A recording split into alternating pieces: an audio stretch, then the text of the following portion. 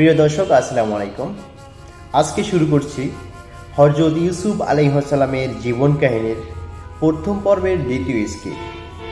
আজকের ভিডিওতে থাকছে হযরত ইউসুফ আলাইহিস সালামের পিতা ইয়াকুব আলাইহিস সালাম এর আদর্শবানের পরিচয়।